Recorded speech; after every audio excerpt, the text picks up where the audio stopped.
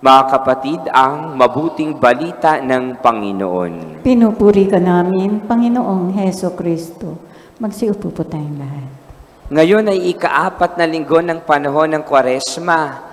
Ito ay tinatawag nating Laetare Sunday, kaya ang suot ng pari ay kulay pink. Tunay nga na sa kabila ng pagtitiis, ng paghihirap, ng pagsasakripisyo, ng kagutuman, ng pagsisisi, at pagbabagong buhay, ay mayroong pagkakataon upang tayo'y mapuspos ng kagalakan, ng papupuri, ng pagpapasalamat sa Panginoon sa Kanyang kadakilaan, sapagkat batid natin sa kabila ng mga pagsubok nating pinagdadaanan, mayroong Diyos na nag-uumapaw sa Kanyang habag, awa at pagmamahal. Nang hangad ng Diyos para sa atin ay kaligtasan. Tunay nga na sa kabila na tayo nawawala, lumalayo, tayo ay hahanapin ng Panginoon, tayo ay ilalapit ng Panginoon upang tayo ay hindi makalimot at ipaalala sa atin ang Kanyang pagmamahal at Kanyang pagmamalasakit sa bawat isa sa atin. Tayo ay makasalanan, ngunit hindi iyon ang katapusan para hindi na tayo magsisi at magbagong buhay at hanapin ng landas pabalik sa Diyos.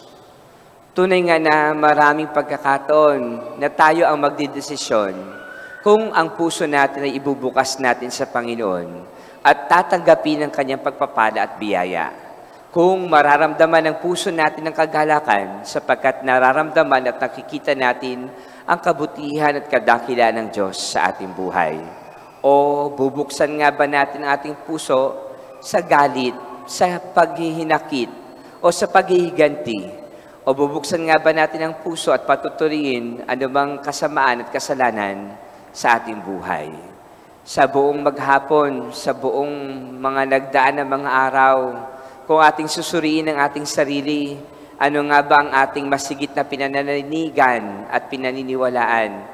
Ito ba'y tungkol sa kasalanan, sa kasamaan at kadiliman? O ito nga ba'y tungkol sa Diyos na nagbibigay sa atin ng pag-asa at kaliwanagan? Sana nga, mas lagi nating panigan ay ang Panginoon na patuloy pa ring nagmamahal, nagpapatawad at umunawa sa ating mga kahinaan.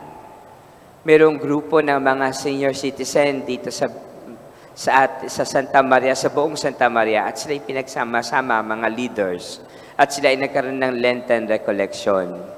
At nang matapos na yung Lenten Recollection, isa-isa silang nagbahagi ng kanilang experience, ng kanilang karanasan, kung ano ang kanilang natutunan sa Recollection. Yung isa, sabi niya, Father, nabuksan po ang aking puso sa Diyos na nagmamahal sa akin.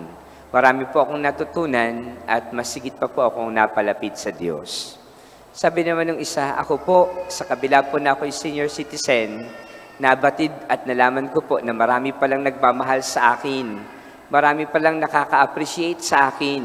Marami palang mga taong nakikita yung ginagawa ko at ako pala'y nagiging mabuting ehemplo para sa kanila at nagiging inspirasyon.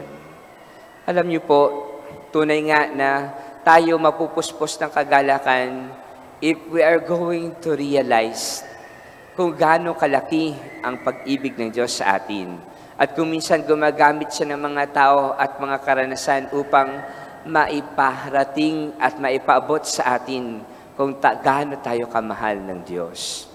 Kasi kung minsan hindi natin ini-entertain yon, mas natutuon yung isip at puso natin sa mga mabibigat na suliranin. At kung minsan ang dumadaloy sa isip at puso natin, para tayong pinabayaan ng Diyos. Para tayong kinalimutan ng Diyos, para tayong hindi na minamahal ng Diyos, at para ba tayo ay pinaparusahan na ng Diyos. Sana nga ang masigit na mangibabaw sa ating puso ay hindi ang kaparusahan, kundi ang pagkakataon upang hanapin natin siya muli at manghari nawa sa atin ang kanyang kadakilaan at pagmamahal. May mga taong kapag kami pagsubok, tinatanong ang Diyos, they are open to question God's power. Bakit ito nangyari? Bakit ngayon pa? Bakit ako pa? Bakit katakot-takot na pagsubok at problema ang dinadaanan ko at ng aking buong pamilya. Sana nga sa kabila ng lahat ng ito, hindi tayo sumuko, hindi tayo bumitaw at lumayo, hindi tayo magtampo at magalit sa Diyos. Bagkus, may mga tanong na walang sagot, pero patuloy pa rin tayong nagtitiwala at umaasa na may masigit pang magandang plano ang Diyos para sa atin. Meron tayo siguro mga plano, we have a lot of plans, pero kung minsan hindi natutupad, hindi nangyayari. Kung minsan hindi tumutugma sa isip at sa plano ng Diyos para sa ating buhay. Baka nga may sigit pang dahilan ng Diyos na ibinibigay sa atin upang higit pa natin itong mapagnilayan.